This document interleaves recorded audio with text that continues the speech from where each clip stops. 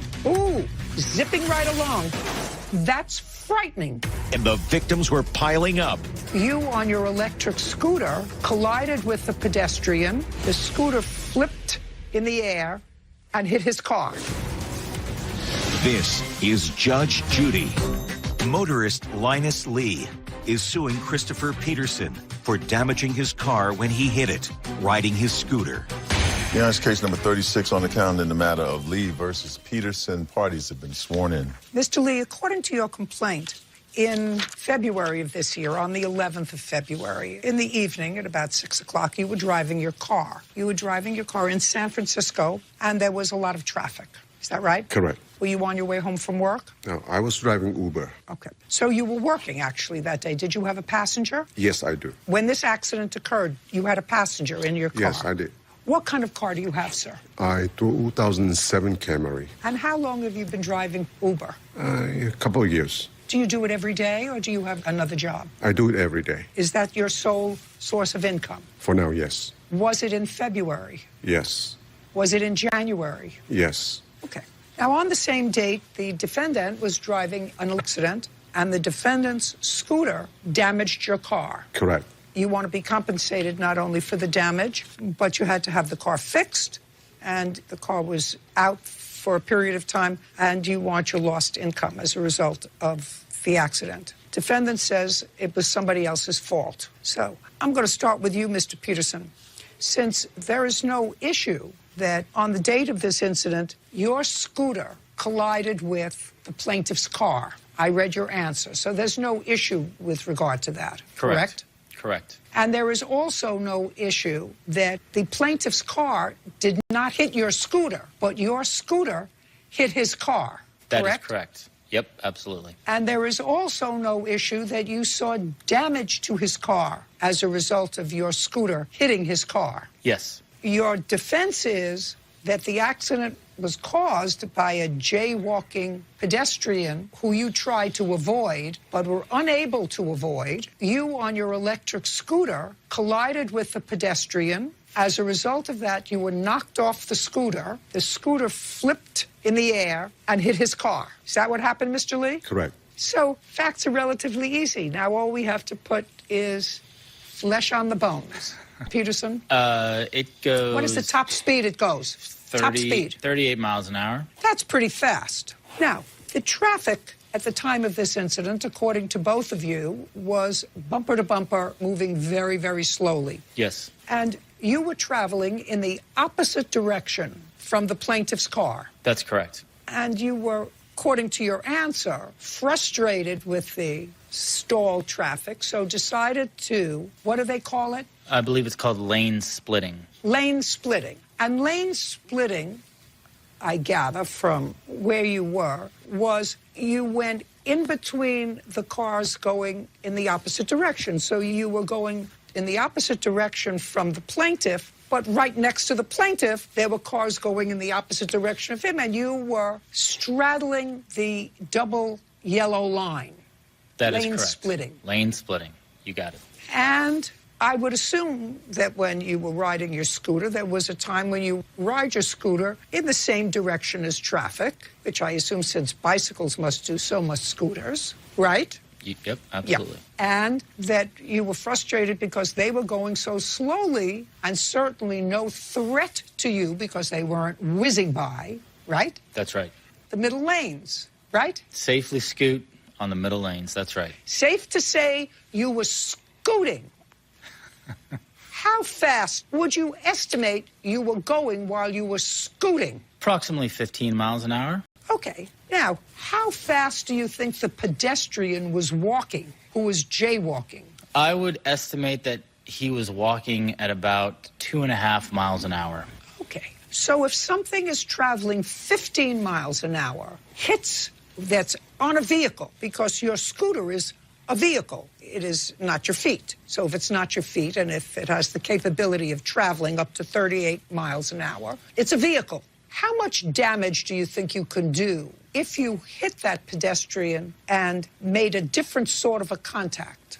than you fortunately did with that pedestrian. There definitely could be Substantial. damage. Yeah, it would be substantial. Yeah. Definitely could be damage.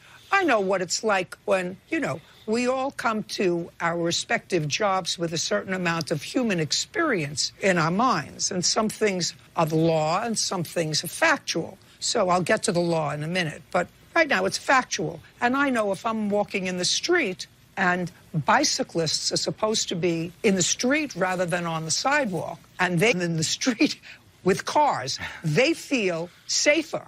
But the pedestrians on the sidewalk, when they're walking with other people that are maybe walking at a comfortable, easy pace, and something comes zipping by at 15 miles an hour on the sidewalk, that's frightening. Indeed.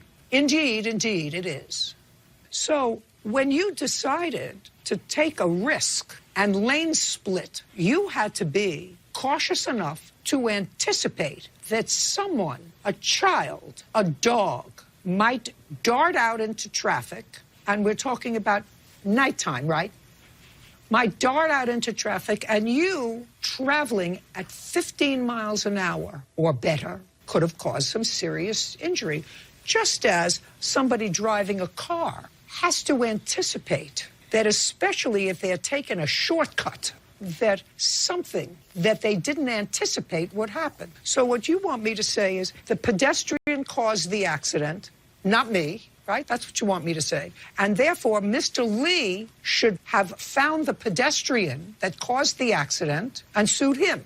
That's what you want me to say. That's correct. And what I'm saying to you is, since you were also in a position to speak to what you say in your answer, right? Well, that's a yes or a no. You say in your answer you spoke to the pedestrian because you got knocked off and he got knocked off. You both spoke to each other and made sure that you were both okay. Yeah. Right? That's right. We both fell, and the Yeah. first thing I said is, "Are you okay?" Right. Because if he wasn't okay, I guarantee you he would sue you. He wouldn't sue Mr. Lee. He would sue you because you chose to lane split, go 15 miles an hour where he was not anticipating, or better, your scooter was going to be lane splitting. The pedestrian saw that traffic was at a standstill and figured it was okay to cross the street, okay? So this is what you can do. Since I assume you didn't get the name and address of the pedestrian, did you? No. Well, that's your fault. Because what you could have done if Mr. Lee sues you because it's your scooter, the pedestrian didn't hit his car, your scooter hit his car. That we all agree on.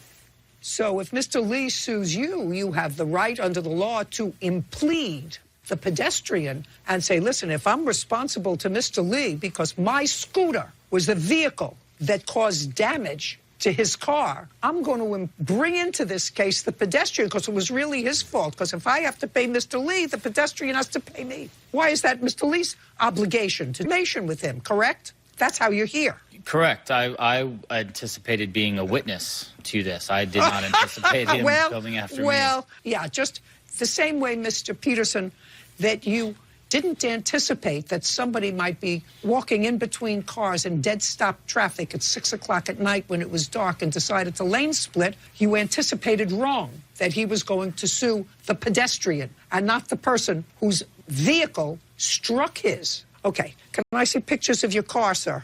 Yes. I have a video too. I'd like to see it. Oh, okay.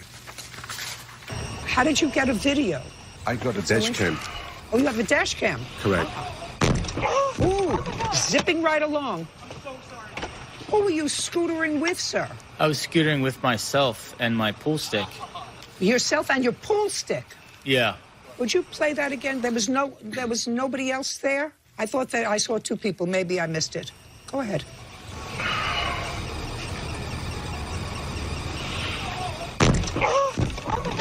Oh, no, it was... I see what it was. It was a reflection from the other car.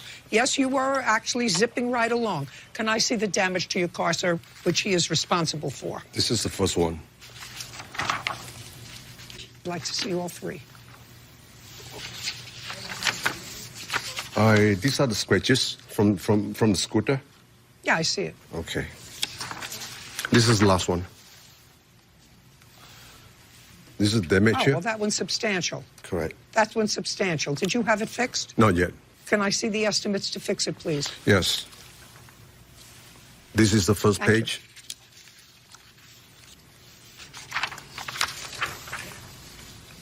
second page. I just want to see the total. Okay. Anything else? Yes, this is the third page. Yeah, you're going a little overboard, Mr. Lee. Now, are you still driving Uber or are you doing anything else, sir? I'm still driving Uber, but since I spoken to, before I came here, I spoken to a repairer, and they can do it for 5 days. So this is not the exact amount that I'm suing for. Now it's reduced. Mr. Lee, that's not my question to you. I asked you, do you have another job other than Uber? I don't. Now? No. Okay. Now, since this incident happened, Mr. Lee, which was in February, and you were driving your 13-year-old Camry. Yes. How much money did you make every day since February? Average every day I gross. Sometimes a little bit over 300. And you were able to make $250 or $300 a day despite your scratched car? Yes. Yes, right? Yes. Just give me a second, please. Judge Judy continues in a moment. And later today, She came home from school while the plaintiff was living there, and so you and your daughter were sleeping in the living room. We were sleeping in our dining room. Dining room, living room, whatever it was. It was not the way it was when Miss Barnett came there.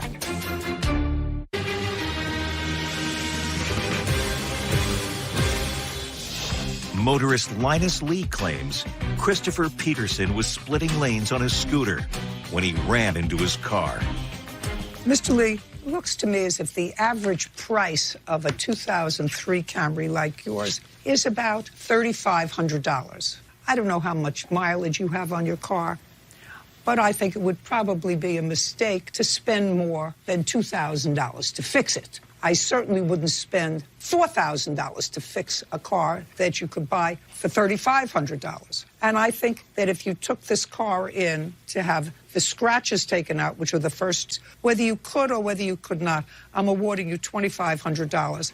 Judgment for the plaintiff in the amount of $2,500. We're finished. Thank you very much. Thank you. Thank you. This case is concluded. You are excused. No, I was, safely lane splitting. I'm a big fan of micro-mobility. I waited for him to contact me for 14 days, but he did not, so I sued him. And this guy came out of, nowhere, slammed on the brakes. It's his business, none of my business. Tried to minimize all damage, so made sure he was okay right away. It was just an unfortunate event. Yes, I gotta get my car fixed. I believe that all of the blame fundamentally lies with the jaywalking pedestrian. All parties in the matter of Barnett versus Brown. Step to the podium, please. Ted Barnett and his daughter, 21-year-old Claire, are suing Claire's former roommate, Lisa Brown, for the return of rent and a security deposit. Mr. Barnett, this is your daughter, and she decided to transfer schools. She's a full-time student. That was in December of last year. She needed a place to stay, and I assume you answered an ad on the internet or through a realtor because Miss Brown was renting a room in her home, correct? Yes, ma'am. The cost of the room was $1,300, had kitchen privileges and all the other things that go with having a room in a house. How large a house was it? I'm not sure exactly the square footage, but it was a one-bedroom apartment. So you rented the bedroom? Yes, I rented the one bedroom. And where did Miss Brown sleep? She slept in a bed in the living room. Miss Brown, had you used the bedroom as your bedroom prior to Miss Barnett moving in? Yes, I did. And my apartment is pretty large, so I was able to partition off. No, don't tell me it's pretty Yes. large. I asked you a specific question. Did you, in fact, use the bedroom before you rented the room to Miss Barnett? Yes. And before you rented the room to Miss Barnett, who lived with you? My daughter lived with me I'm going to say when I first signed the lease, she lived She with me. rented just 1 second. Mm-hmm. Let's go back. Judge Judy continues in a moment. Your daughter came home from school and stayed. And brought a dog. She studied remotely. They knew the dog Just was a there. second. Mr. Barnett, I didn't ask you anything. And if you're winning, I would tell you it's a good time to keep your mouth shut. Real cases, real people. Judge Judy. Ted Barnett and his daughter Claire say Claire's former roommate, Lisa Brown. Lisa is countersuing for unpaid rent. Now, Miss Barnett saw the room in December, signed a lease. In December, where was your daughter living? She was in East Coast. She did not live with me. And when, immediately prior to December of 2019, when did your daughter live with you, if she ever did? She lived with me for the month of May until August of 2019. May, so from May until August? Yes. And prior to May, she didn't live with you? No, prior to May, she did not live with me. She lived with you for about, she was what? She's a student at San Francisco State. Okay. So she was a student and she lived with you during the summer. Yes. And then she went back to school. So you moved in, signed a lease, and it's not a very difficult case. As the world knows, in February, March of this year, we have a global pandemic, and most students were learning remotely by March. Correct, Ms. Barnett? Correct. And that includes your daughter. Correct. Because she came home from school in December while the plaintiff was living there, or she came home as a result of the pandemic and stayed. She did stay. She stayed. Yes. And so the two of you now, you and your daughter, dining room, living room, whatever it was not the way it was when Miss Barnett came there. Yes. Now, how many bathrooms are there in the house, Miss Barnett? There's one bathroom. Okay, so this is a very easy case. I'm going to get to it. You left to move back home. There is no question in my mind that either you or you and your daughter moved back to the bedroom. You didn't get another boarder in the house. Well, due to the COVID situation. You want your security deposit back. Yes, Your Honor. That's what the case is about. Now, your property was there until the end of March 22nd. So you wanted a pro-rata part of your rent for March. That you can't get. But unless you're prepared to tell me that she damaged something in the house, she gets her security deposit back, Ms. Brown. Do you understand? Yes, Your Honor. There was actually in the lease Good. that she signed, there was a section, and it's there, that says that if the lease was broken prior to a natural cause, that there was a fee of $1,300 that would be charged. Okay, so I'm going to answer your question. It's very simple. Judge Judy continues in a moment. Closed captioning sponsored by... Want justice? Go to judgejudy.com. Like us on Facebook and follow us on Twitter. When Miss Barnett rented the house, the room in your house with one bathroom, would be using that bathroom. 2 people would be using the kitchen. 2 people, not 3. As a result of the pandemic, things changed. And one of the things that's changed is 1/3 of the bathroom was now being used by your daughter. 1/3 of the kitchen was now being used by your daughter. All consequences unintended consequences of the pandemic. Your daughter came home from school and stayed. And brought a dog. She studied remotely. They knew the dog was there. Just a second. Mr. Barnett, I didn't ask you anything. And if you're winning, I would tell you it's a good time to keep your mouth shut. Yes, ma'am. Judgment for the plaintiff in the amount of $1,300. Ma'am, I have a Thank you. countersuit as well. It's dismissed. I just told you. It's dismissed. You have to return her security deposit. Is your daughter still living home? Well, she was there Is at your home. daughter? My question is a Yes. simple one. Is your daughter still living home? Yes. Goodbye. Goodbye. This case is concluded. Parties are excused. And on the next Judge Judy, did she take the money and run? You did not rebuild the house. Do you get where I'm going, Miss Cassis? No. I have all the answers. Next Judge Judy. I actually rented the room, and she had full access. We all had a very pleasant time living together. And my daughter was not there and was not supposed to be there. Something happened. She had to come home. So no animosity towards either of them at all. And that never changed any portion of the room. But, what's fair is fair. As well as her access to the apartment. So I'm also glad that Judge Judy saw. No, it's just me and my daughter due to COVID. Yeah, just ready to get back into school.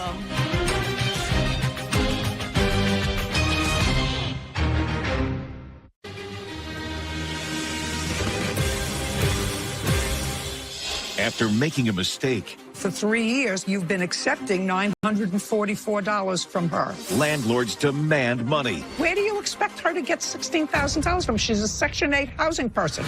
but the judge isn't moved by this mother-daughter team. I assume you would say, Mom, that's the wrong rent. English is not her first language. Money is her secondary language. This is Judge Judy. April Walsh and her mother, Mon Lynn, are suing Mon's former tenant, Maria Nunez, for unpaid rent. Judge, this is case number 71 on the calendar in the matter of Walsh, Lynn versus Nunez. Parties have been sworn in. Miss Walsh, are you going to speak for your mother? Yes, I would. I'd like to try to. Some rental property is owed money by the defendant, and you state in the complaint that you manage the property for her. Yes, I assist. I'm more like an in-house counsel as needed. So when she needs assistance preparing evictions and so forth, I help her with that. But I don't necessarily, as far as the day-to-day, I don't do that. So the answer is you do not manage the property for her, as you indicated in your complaint. You do not. No. Miss Lynn, how many properties do you own? I have like 40 different properties. Are they all single-family homes, or are they multiple dwellings? Some is multiple. Some is individual and office building. What kind of property did you rent to Miss Nunez? It's a fourplex. It's in San Jose. It's a 2-bedroom, 1.5 bath. So 4 different apartments, Your Yeah. Honor, in the same building. She only rents one of them, a Yes. 2-bedroom, 2-bath apartment. 1.5 bath. Yeah. You started to rent to her 3 years ago. Yes. In November 2018. How long had you... Don't do that, Miss Walsh. Don't do that again. Do you understand? Yes. Back to Miss Lynn, please. 2-bedroom apartment. Do you own all 4 units in that building? Yes. Her apartment was leased to her through that building, leased through Section 8 housing? No. They are not. No, they are not. They're rented individually. Yes. Are they all 2-bedroom, 2-bath apartments? The front one is a 3-bedroom, 2 baths. The 3 of the in the back And is just a second. The 3-bedroom apartment in the front, you have a tenant in that apartment? Yes. How much does that tenant pay in rent? 3,500. Now, the other 2 apartments, are they 2-bedroom, 1-bedroom, or 3-bedroom? They're 2-bedroom and 1.5 bath. And they are currently rented? Yes. And what is the rent on each of those apartments? 2,700. Now, when you rented to Miss Nunez through Section 8, what was the amount of rent Section 8 was paying? Section 8, they pay me $944. Section 8 was paying you $944. Yes. And how much was Miss Nunez paying you? Supposed to pay me 1,700. No. Don't tell me what Okay. she was supposed to pay you. Okay. You collected rent from her in addition to the money that you got from Section 8. How much money did you collect from her every month, 2018, 19, and 20? How much money did you collect from her? $944. Now, you own 40 properties. Time you ever rented to anyone through Section 8 housing? No, I have a server. No, just the answer. Okay. The Yes. answer is no. Yes. So you know that Section 8 pays so much and the tenant pays so much. The first month that you collected rent from her, you collected $944, according to you. Who came up with the figure of $944? When I go there, usually the tenants will show me the paper from the housing authority, because the beginning she moved in, we have a walk through with the housing. Then let me see. Let me see what paper you got from housing in 2018. Yes. So initially, and this is dated in 2018, this says estimated family rent to owner $1,756. Well, why didn't you collect that from her starting in 2018? Your Honor, I was busy collect the other rent, and I didn't bring the paper with me. And I don't know how much it is. When I go there collect the rent, she gave me the $944, and I believe in her. She was paid $944. Okay, so that's what this case is all about now, because now you say she owes you $16,000 after for 3 years you've been at $944 from Section 8. That's really your responsibility, not hers. Where do you expect her to get $16,000 from? She's a Section 8, which means she can't afford to pay her rent. You accepted $944. If you wanted her to pay $1,756, she would have moved out. Who lives with you? Miss Nunez, who lives with you? At that time, when I first met my daughter and my 2 grandkids, grandfather is in and out of the house because he lives in Manteca. I got it. I understand you have a sore throat. All right, now we're going to Miss Walsh. Miss Walsh, for 3 years, your mother collected $944 from the defendant and never made a demand for her to move or to be evicted. That was your job. I mean, you're the one that you say she calls on you. You're an in-house counsel as needed. So I assume as in-house counsel, you would take a look at this and say in 2018, because she's been your mother for a long time, Mom, that's the wrong rent. That's the wrong rent.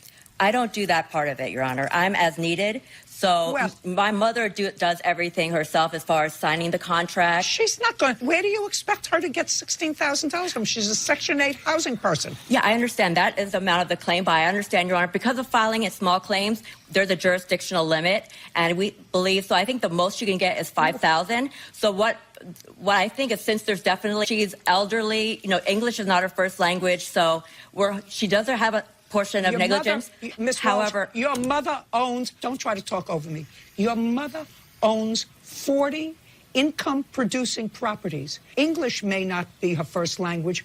Money is her secondary language. She's a very smart lady. Yes. She collected $944 from the state and $944 from the defendant. If your mother had said to you, she really is supposed to be paying more in 2018, the defendant would have moved because she's a Section 8 person.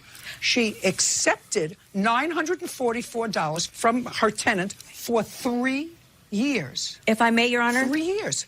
I have a contract actually between the two of them, between plaintiff, my mother, and the defendant, which states the amount of rent total. If I may provide that. I don't know what that means. I don't know what that means. A contract. I'm sorry. There are 2 operative contracts. My mother executed a contract with the defendant, and then housing came in. Like I said, I'm not exactly familiar, but housing also comes in, does an inspection, and indicates what the tenant amount is to pay. All I'm telling you is your mother faction of rent from the defendant, $944, and did not make a claim for 3 years for any more. What I'm telling you is, I believe by accepting the $944 and lulling her into believing that that was the extent of her obligation, her daughter, who I understand is an attorney, is that right? Yes. Is that right? Yes, that's right, Your Honor. Who knows how to file an action to quit because for non-payment of rent. So clearly, if there was a mistake, it was a mistake by both parties. So I'm asking you this question. Where do you expect a Section 8 housing person to come up with $5,000 or $16,000? I understand, Your Honor. The answer is nowhere. When are you moving? Because now you know. Yeah. As of June, when she first came to you, then you knew for the first time that your obligation was different. Right. Now, in July, August, September, October, 4 months. Right. How much have you paid in rent? I have paid, so my rent portion went down to $624, and I've been paying on. Just a second. It went down to $624. What is she talking about, $624, Miss Lynn? And drop the rent for her. Before I noticed, she told me her rent is dropped. So under August, she received the housing. She said the housing email to her that her rent dropped. So I just want to know how much rent have you received from her in total since June? I got let go from my job. June. Just a second. I don't think I have that. Since June, how much rent? June, July, August, September, and October, 5 months. How much have you accepted in rent from her in those 5 months? So, Ms. Walsh, you want to answer that question? Yes, please. So, I'm sorry, Your Honor, you said which month? Month of June. How much from the state, how much from the defendant in June? Okay, in June was $944 from the defendant and $944 from the housing authority. And you accepted it. In June, you accepted $944 and 944 from housing, and in June was the first time you told her she owed more money. That's according to your complaint. Let's go to July. How much did you accept in July? So she accepted. Come on, Ms. Walsh. Okay. July. 944 from housing, 944 from the tenant. In addition, Your Honor, we also received $250, and that was acknowledgement of defendant that she did have that receipt. August. August, she paid 1,000. The second payment. 1756. Yeah, 7. She paid. No, she paid. I can't listen to both of you. Will somebody please tell me? Judge Judy continues in a moment. In June, when she was paying $944, Ms. Walsh, coming back to you, you're the lawyer, did you bring on a proceeding to evict her? No. Because she agreed to make a payment. In July. And later today. This is trash that was under the beds. What did you expect him to move the bed? This is trash that was around the beds, Your Honor. There's something ridiculous about that. You should be embarrassed to show that to me.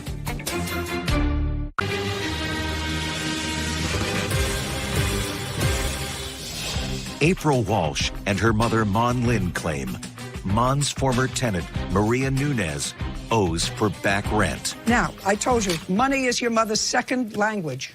Now, $1,756 for August. In addition, from whom?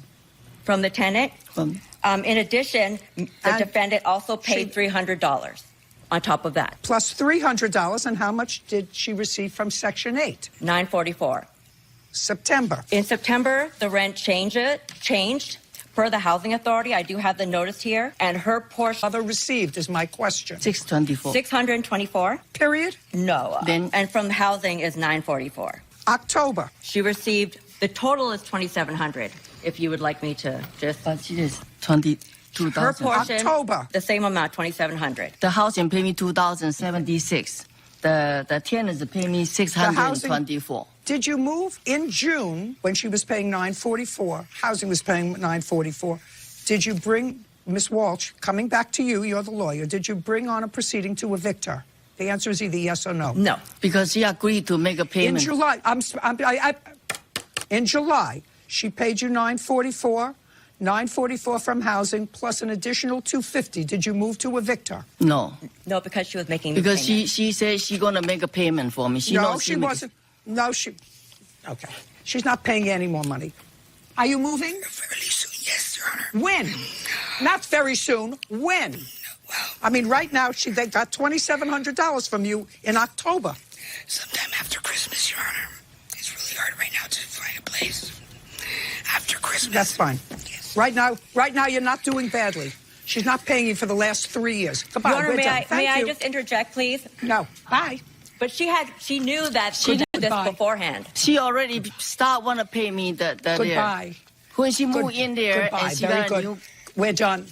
You had a very good tenant for 3 years. This case is Made a lot of money. concluded. Goodbye. Parties are excused.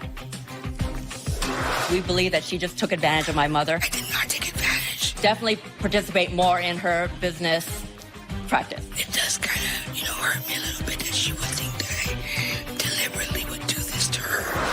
All parties in the matter of Jennings versus Rambos. Approach the podium, please.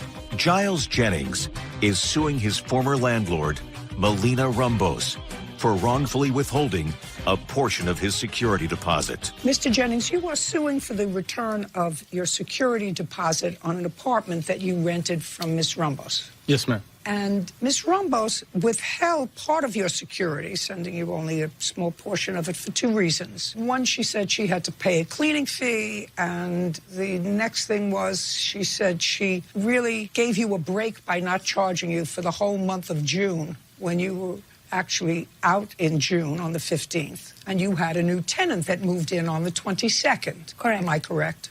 Correct, Your Honor. All right. So let's go back to some basics, Ms. Rambos. The defendant signed a 1-year lease with you, a fully furnished 1-bedroom apartment. Is that correct? Yes, Your Honor. He gave you $1,850 as a security deposit. Is that correct? Yes, Your Honor. Correct. He was a faithful tenant in paying his rent, and he left the apartment in very decent condition. Yes, Your Honor. Not causing any damage to the apartment. Judge Judy continues in a moment. Do you know how lucky you are? When you had a tenant who paid faithfully, he left the apartment clean. Your moving company found dust under the bed, and you say that he's responsible for that? You're ridiculous. Real cases, real people. Judge Judy.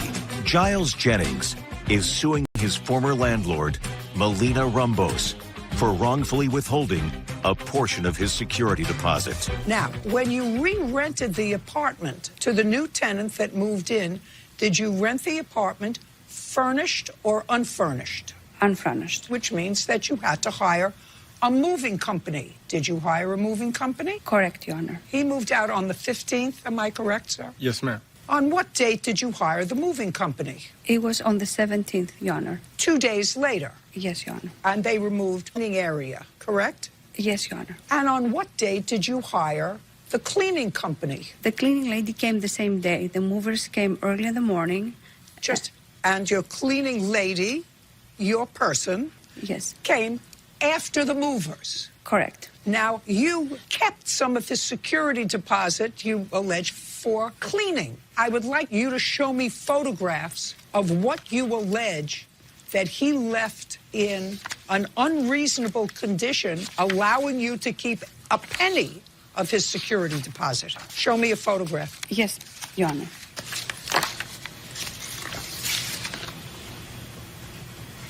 This is trash that was under the beds. That was under the bed? Yes. That you moved? Yeah, but he lived You have there to give him his whole... he lived but there what did you expect him to move the bed? This is trash that was around the beds, Your Honor. There's something ridiculous about that. You should be embarrassed to show that to me. Well, you should be embarrassed to show that to me. Your Honor. Embarrassed. You had moving people that came in. He cleaned the apartment. Your moving people moved 3 rooms of furniture. And you're showing me dust. You're not showing me a filthy sink. You're not showing me a filthy toilet. Let me see the rest. This is from the bathtub. Come on. This so is far, only, that's nonsense. This is only some pictures that leave the apartment and a good... What are you telling me? What you're not showing me? I just want to see what you're showing me. Okay, this is what just is, the what is that you're showing This me? is the bathtub. And what are you showing me on the bathtub? There's dirt and some marks here. Oh, that's ridiculous. Judge Judy continues in a moment. Closed captioning sponsored by... Have you been cheated? Go to judgejudy.com. Like us on Facebook and follow us on Twitter. Okay, how much does she owe you for the days, sir? For the days from the 15th? She owes me $586.59. $586 for the days and the cleaning fee. Well, the total with the cleaning fee is $686.59, ma'am. Because she charged you half of the cleaning fee. Yes. Or she Is charged that me correct? a $100 cleaning fee. I don't know what the total cleaning fee was. She said it was $200. She only charged you half. She shouldn't have charged anything. Don't you realize, Mr. Rumbos, how lucky you are? In June of 2020, your apartment was really only vacant, and you weren't paid for maybe 4 days. He moved out on the 15th. You didn't get your stuff out of there till the 17th. The earliest the new people could have moved in is the 18th. They actually, lucky you are. Now, when tenants aren't paying their rent, they're just staying there. Landlords can't collect rent. When you had a tenant who paid faithfully throughout his entire lease, March, April, May, part of June, he left the apartment clean. Your moving company found dust under the bed, and you say that he's responsible for that? You're ridiculous. $686. Judgment for the plaintiff. Thank you. Thank you. Parties are excused. And on the next Judge Judy. We have to have evidence in order to connect the defendant to your dead dog. I can't find that. Can I just state something? You can't state anything. I want to see evidence. Judge Judy. There has to be a cleaning fee. I got what I was owed, and that's all I was asked for. You could have, cleaned a little bit more. She did send me the little pile of dust that I was like, wow, okay. Mr. Jennings was a great tenant, and I'm surprised that we had to come here. I'm surprised that we had to go this far and didn't really want to, but money's money, so...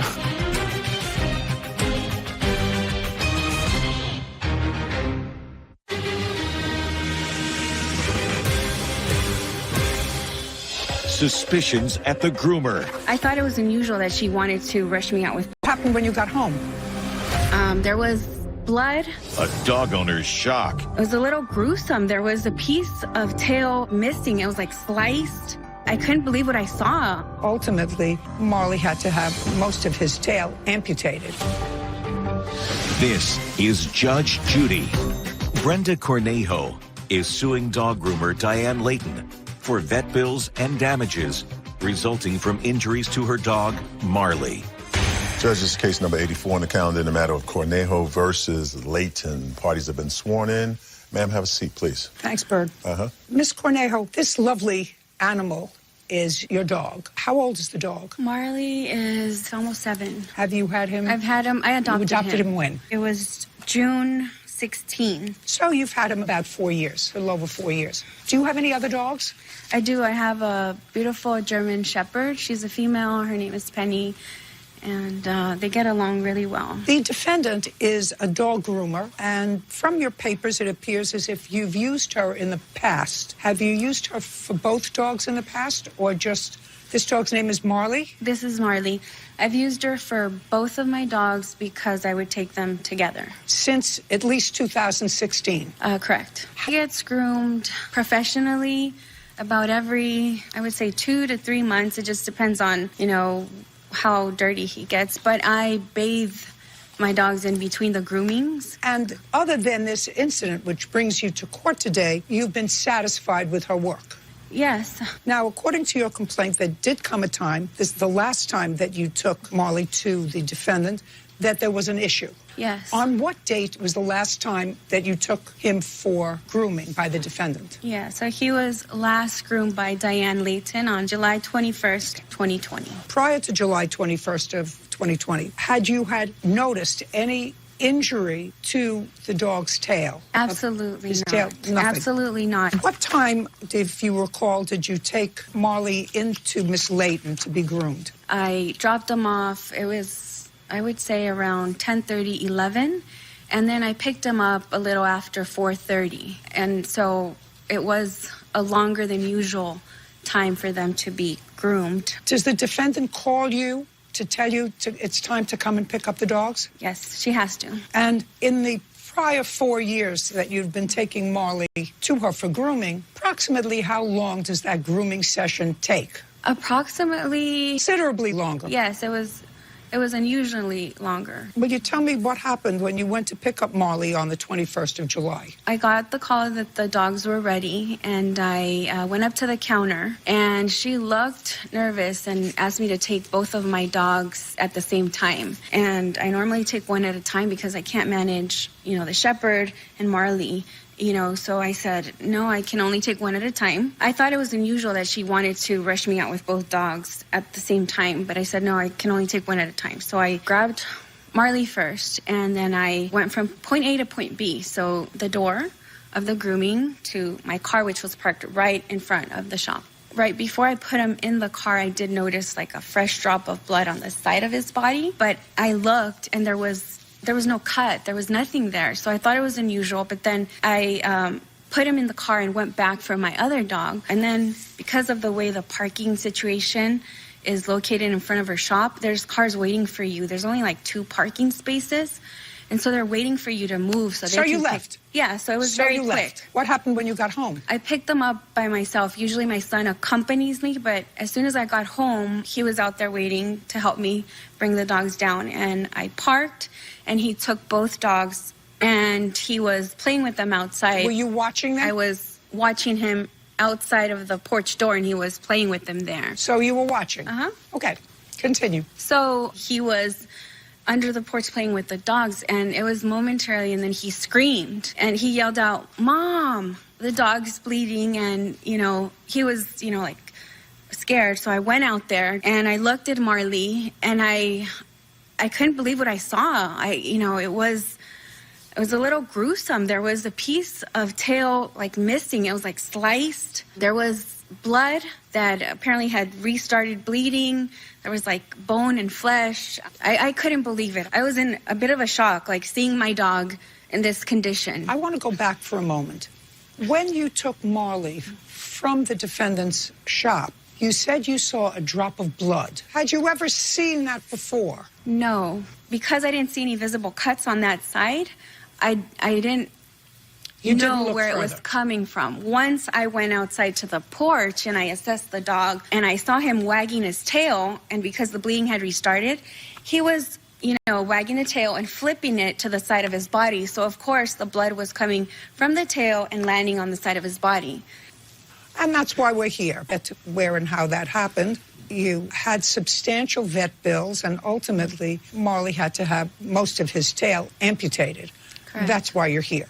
Correct. The defendant has a whole other menu of excuses as to why this didn't happen as a result of her, but happened as a result of probably your neglect. So after you saw what happened, I assume you took the dog directly to your local vet, to the vet that you use. Correct. There was no delay. So I called the vet, and unfortunately, it was almost closing time. What did you do? So I frantically started searching for another vet because I called my vet, and they said, we don't have any appointments. So you found an emergency vet? Yes. I would just like to see the vet's report and bill. First, the report, if you would. So they gave me this. This is what they gave me. Okay. Did they stitch or bandage? They did a clip and clean, and they did IV antibiotics. They placed a bandage and e-collar. They gave them Did she go antibiotics. back? I can read. Did you take the dog back to another vet subsequently? So this was the original vet visit, and we kept in touch. Listen to me. The answer is either yes or no. Did you take the dog back to another vet or the same? Till the 28th. Okay. I would like to see the other bills and reports from the same vet. So this one was so that's $400. the first one. And then there was a recheck here for pain medication. And the rechecks aren't billed, so it's just rechecks. They gave me... I understand. I'm reading it. Don't tell me what they said. Okay. And that was on what date, the 28th? Yes. Did you take the dog back to this vet or to your regular vet the next time? I took him back to my regular vet as a second opinion. On what date? On what date? 29th, and I have a note. May I see it, please? Yes. So they actually gave me an exam note. Don't say anything. Don't say anything. Sorry. When was the next time? Just give me the date. So he was... Just give me the date. I see that the dog was not eating. On the 29th of the morning was the second opinion from my vet. And then... I see that. And within an hour, I see took that. him... When was the next? On the same day. The same day his tail was amputated with surgical intervention. At what vet? True Care for Pets. It's an emergency pet center. May I see the write-up and the bill? Don't tell me what it shows. Just put it down. And can I see the bill for that, please? Yes, so... Okay, and now Marley is fine. Look, he has a shorter tail. Yes. Looks perfectly happy. Yeah. Okay, but he wasn't for a long time. All right, Miss Layton, tell me what happened on the 21st of July. On the 21st, she came in around 11 o'clock, and we start taking our dogs in at 7 o'clock, so she was one of the last dogs we took for the day, so that's why they were there so long. I have a copy of Marley's card that we write everything on as they come in, as I do on every dog we do.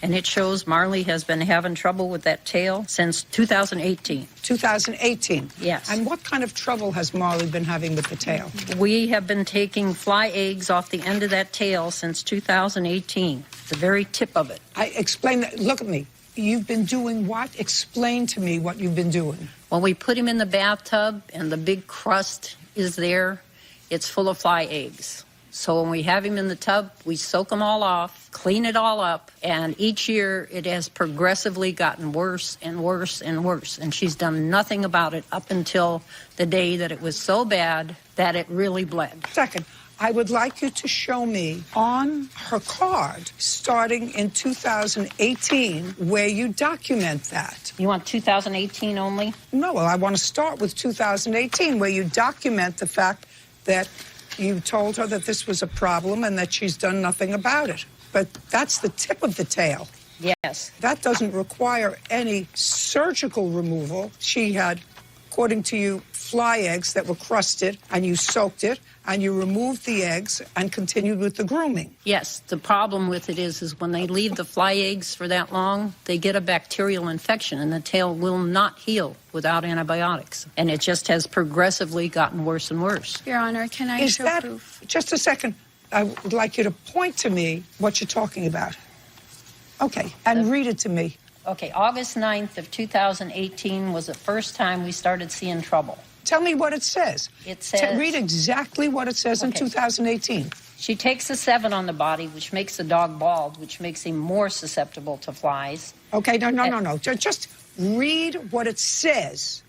7, everything. Number 10 on muzzle. Had bloody tail. Wait just a second. Had bloody? Your Honor, she forged that card and I can't. Judge Judy continues in a moment. I only want you to read me what you did, not your groomer. That's hearsay. Are any of them here today?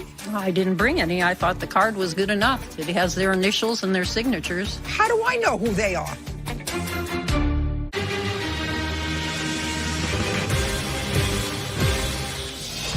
Brenda Cornejo is accusing dog groomer Diane Layton of lacerating her dog's tail during a grooming appointment. Brenda says the tail was amputated as a result. Okay, read what it says, please. I can't read your handwriting. This is one of my groomers. Had bloody tail after bath. I did not do... Oh, no. That's it. Just a second. I only want you to read me what you did, not your groomer. These are all what different groomers have done to Marley. Every one of these. Just a second. Miss Layton, do these groomers still work for you? Well, most of them. I only have 6 now because of COVID. But most of these groomers work for you. I'm not reading what they said. That's hearsay. I can't read what they observed. Are any of them here today? I didn't bring any. I thought the card was good enough. It has their initials and their signatures. How do I know who they are? Maybe you wrote that. Maybe your sister wrote it. Maybe your friend wrote it. I can show you cards. That's witnesses that they can examine. And they can say, describe what you meant. That if you said you saw a bloody tail, explain to me what you meant by bloody tail. I have to be able to ask a witness. Do you understand? I have cards on, yeah, I do, but I have cards on every dog we do, and every dog, everything is noted. Everything. That's what this catalog is. Your Honor, can I show proof of her false statement? Absolutely. I mean, I'm discarding it anyway, but if you want to tell me why it's false, you can. So her statement is completely false because she's claiming that since 2018, he had a condition or a tail problem or supposed bleeding, which aside from the pictures that are dated from 2017 to the present of February 2020, I have my witness who has seen my dogs. Her kids have played with my dogs. They've seen him in the front yard. Now I'll hear you witness. Hello, Your Honor. Tell me your name. My name is Tia Weinstein. Ms. Weinstein, when was the last time that you saw Marley just prior to his having his tail amputated? Probably in February 2020 when we just have the dogs come out and play with the kids in our cul-de-sac. How many times have you seen Marley in February of 2020? Numerous times. Too many times to count. More than 10? Yes, more than 10, 20, 30. It's literally a weekly thing. Are you neighbors? We are neighbors. Have you ever seen injury to the dog's tail? Never. Have you ever seen Marley biting or scratching or biting his tail? No, not at all. And between 2016 and 2020, did the plaintiff ever complain prior to July 21st about Miss Layton's care of either one of her dogs? No, never. She's never complained about any type of grooming. Okay, very good. Anything else either one of you want to show me? I would like to show you some pictures of fly bites on a dog that we just did this last week. Was it this dog? No, it was not, but it shows you what kind of damage the fly can do. Your Honor. Not interested. Can I show you? I'm sorry. Just a second. Just a minute. I'm not interested in pictures of another dog with fly bites. What else do you have? I just have what I sent you showing that this dog has had trouble all along. Okay, good. What else do you want to show me? I would like to first show what it is. you the Yelp reviews of Sylmar Thank you, Ms. Grooming. Weinstein. Not interested. What else? And I have the copies of them and the pictures of the stages of the tail in different conditions because of this accident. Oh, well, I'd like to see pictures of the different conditions. That I would like to see. Because I already have the numbers. This is the picture of July 21st and how it looked. Okay. This is a picture of how they left him patched up in different areas of his body, so which tells me that they probably struggled Don't with tell me him. what to tell. Don't listen to me. You want to volunteer a lot of information that you're not allowed to do. Just show me a picture. I draw my own conclusions about what the photograph represents. Judge Judy continues in a moment. So I had to lose income because of this 2-month healing process. I called in sick. I gave away shifts. I took unpaid time. Okay. It was a terrible accident. Real cases, real people. Judge Judy. Brenda Cornejo says dog groomer Diane Layton severely injured her dog Marley during a grooming appointment. Okay, what are you showing me now? This is the condition of the tail. So these are stages of how the tail progressed from the date of about 2 months after being amputated. Just a second. Where was the cut? Just show me where the cut was that you're alleging, because I assume Right here. that you went outside and you saw the cut. It's right here, ma'am. Now, where Your on the tail was that cut? On the tip, Your Honor. Show me the other picture. Is that when he first came home? July 21st is this picture. This is right after grooming. This is the date of injury. Okay. That's July Got 21st. it. So that's what it looked like. Yes. Okay, now I got it. All right, you had vet bills of $3,110. No. That's what I have, $400.32 and $26.78. Are there any other bills? Yes, Your Honor. Show me the other vet bills. So these are all of the bills from True Care for Pets surgery. So it's that one. What is that for? That's a bandage light wrap. Okay, so just a minute. That's a plus 60. Next. And I have another 98. Then I ahead. have another 90. Wound repair. That's on 812. Then I have another 32.50. I already added that $32 in, madam. Judge Judy continues in a moment. Want justice? Go to judgejudy.com. Like us on Facebook and follow us on Twitter. Okay, anything else? Yes. So this is a whole packet here. So this is the main surgery. I already have that. Okay. And then there's this one. Anything else? I have $33.58. Do you work, Ms. Corneo? Yes, ma'am. I have 2 jobs. I'm a pediatric oncology nurse. Just a minute. $6.78. I've got that already. Next. Come on. Okay. Did you get this one? Who took the dog to the vet? I took him to the vet on all occasions. So I had to lose income because of this 2-month healing process. I called in sick. I gave away shifts. I took unpaid time. Okay. Etc. It was a terrible accident. $33.58. Judgment for the plaintiff. Thank you very much. This case is concluded. Parties are excused. And on the next Judge Judy. The ski passes turned out to be fraudulent. We are all in the same exact position. You have to find the person that duped you if you were a dope that got duped. Judge Judy. Blame for a lot. I think the decision was appropriate and fair. I told them 3 separate times to get that dog to the vet, and they totally ignored it. It's hurtful, but it's false. They're well taken care of.